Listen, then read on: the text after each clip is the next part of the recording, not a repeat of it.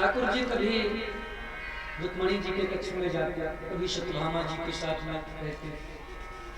सबको लगता कि सबसे ज्यादा ये हमसे प्रेम करता है।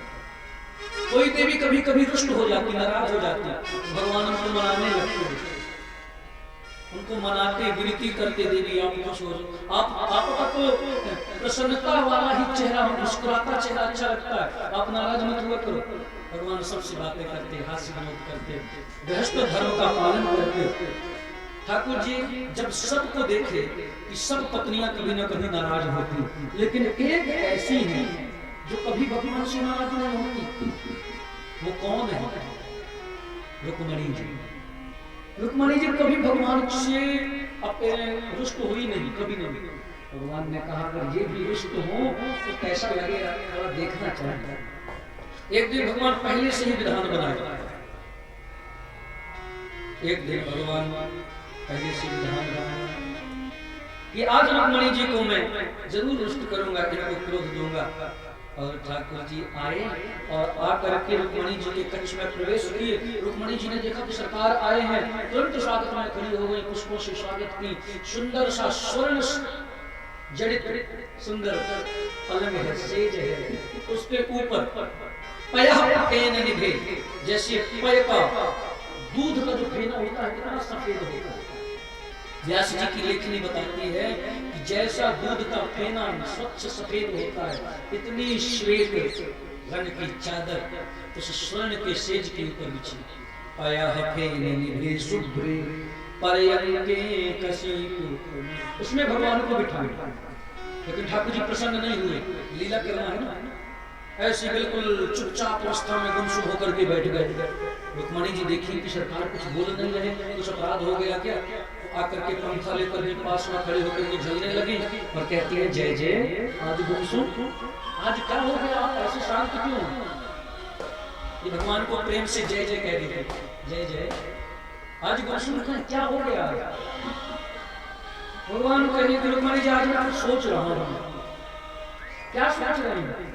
अरे मैं जो सोच रहा हूँ आप मत पूछो। क्यों?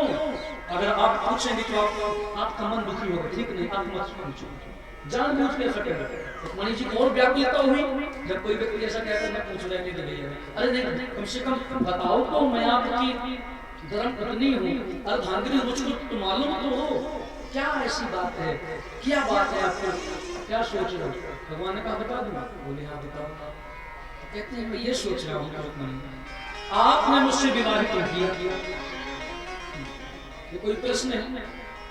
आपने मुझसे विवाह क्यों किया? रुक्मणी जी सोचूंगा कि इनको हो क्या, ये कौन चिंता की बात है? भगवान फिर बोले देवी मैं इसलिए सोच रहा हूँ, देखो आपके भाइयों ने आपका विवाह पूर्व से पहले से शिशुपाल से नियुक्त कर दिया और वो हल्दी लगा के दूल्हा बन के भी आ गया था।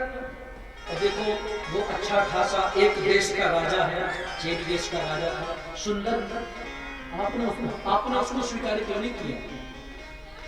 अच्छा कहीं ऐसा तो नहीं कि आपने सोचा हो कि द्वारकाधीश कृष्ण बहुत सुंदर है, तो देख लो संसार मुझको काला कलूटा काला कहता है, मैं तो काला हूँ, कालिया हूँ, तो इसमें सुंदर भी नहीं। अगर तुमने सोचा हो कि मैं द्वारकाधीश बहुत बड़ा राजा हूँ, तो ये भी तुमको अब तो तुम जान ही चुकी हो कि हमारे यहाँ के राजा तुम महाराजा उग्रसेन है। मैं तो केवल व्यवस्थापक हूँ, व्यवस्था करता हूँ, देखता हूँ, संभालता हूँ, सेवक का काम करता हूँ, मैं राजा भी नहीं। वो शिशुपाल तो राजा था, राजघर राजा था। अरे देवी ऐसा भी नहीं कि मैं कोई बहुत अच्छे कुल का हूँ, अच्छे वंश का हूँ, मेरे तो वंश का ही पता नहीं, कुल का ही पता नहीं। कोई कहता है कि ये नंदनंदन है, कोई कहता है यशोदा नंदन है, कोई कहता है देवकी नंदन, कोई कहता है वसुदेव नंदन। मेरे बाप का ही ठिकाना नहीं। अभी तक लोग ये निर्णय नहीं कर पाए कि मेरा पिता कौन है। तो मैं कोई अच्छे घराने से भी नहीं हूँ, अच्छे वंश से भी नहीं हूँ। आखिर आपने क्या दिया करके मुझसे विवाह?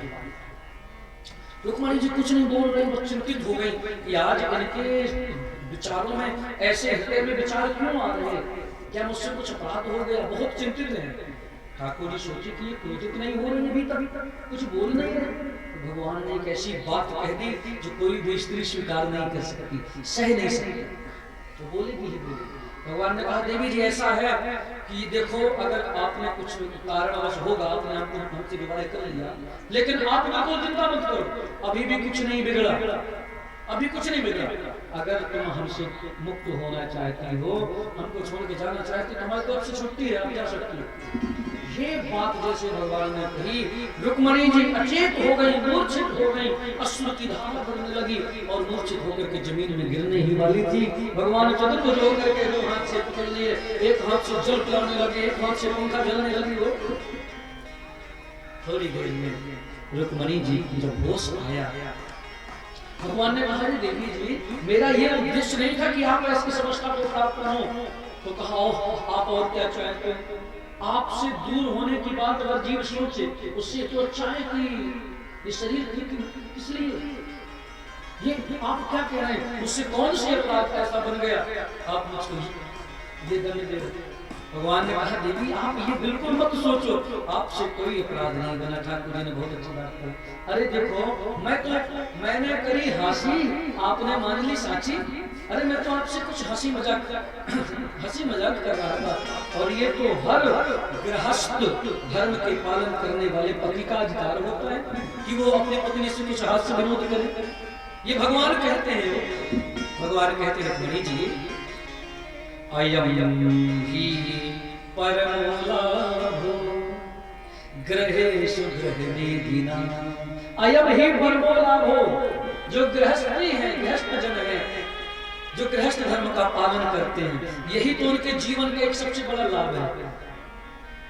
जो भगवत भक्त हैं देखो उनके जीवन में भगवत रस है, वो अलग बात, लेकिन जो गृहस्थ हैं, और वो गृहस्थ जब बेचारे दिन भर के थके मांदे काम करके व्यापार करके घर लौटते हैं, तो थोड़ी देर अपनी धर्म पत्नी जी से हास्य विनोद करके हंसी मजाक करके दिन भर की थकान को मिटा लेते हैं।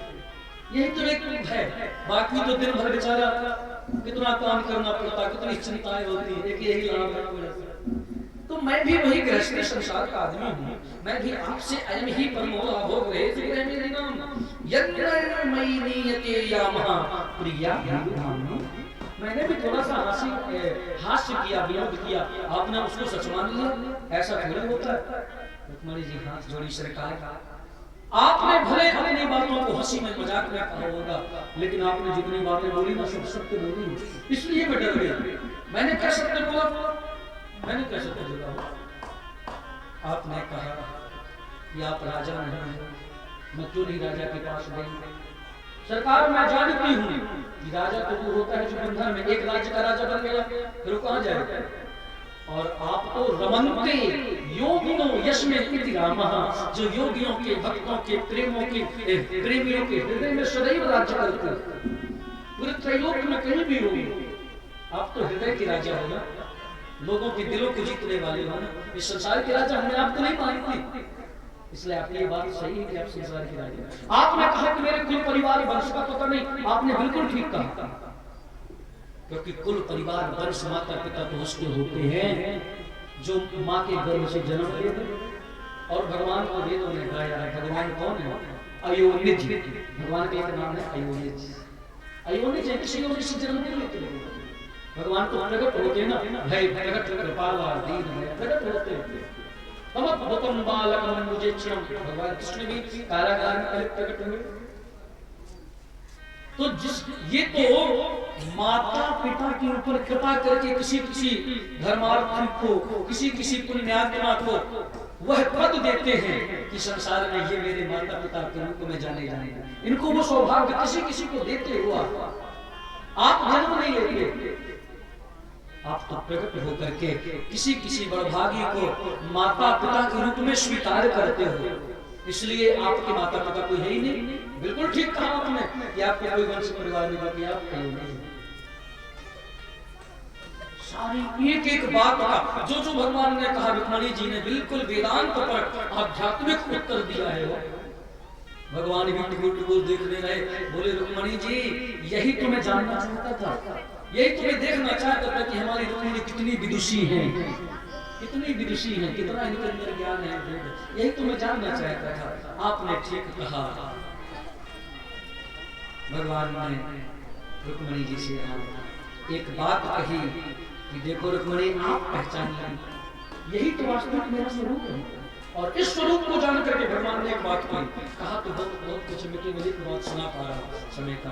भगवान ने कहा ये मां भजन दाम्पत्य, जो भी दंपति पति पत्नी गृहस्थ जीवन का पालन करते हैं, जो भी ये मां मेरा भजन करते हैं, मुझको भजते हैं, व्रत से रहते, तप से रहते, नियम से रहते हैं, कामात् मानव वर्गे सम्मोहित होना, वो ही केवल मुझको पाते, मुझको समझ पाते। लेकिन सब अधिकतर संसारी गृहस्थी लोग कामात् मानव वर्गे सम्मोहिता माया, मेरी माया से मोहित हैं, वो मुझको जान नहीं पाते। ये तो कोई आप जैसे 16,100 रानियां भी हैं, 107 उन्हें पहचानता, केवल रुक्मिणी जी पहचानता। सब कहें मेरी माया से मोहित है, और वो सब संसार की वस्तुओं को चाहता है। भगवान कहते हैं वो सिर्फ भगवान को नहीं मानता। हम लोग संसार के जो गृह परिवार से जुड़े हैं ना, हे प्रभु मेरी माता मेरे पिता शस्त्र है, धन धान्य संपत्ति आवे, इतना ही केवल मानता, मुझसे तो कभी प्रेम ही नहीं करते। हाँ, अगर मेरे कारण उनके मन में कामना आई तो ऐसा हो जाए, और अगर वो काम हो गया तब तो मुझसे प्रेम कुछ दिन के लिए करेंगे, इसके बाद इतना छोड़ देंगे। तो ऐसे कौन है वो?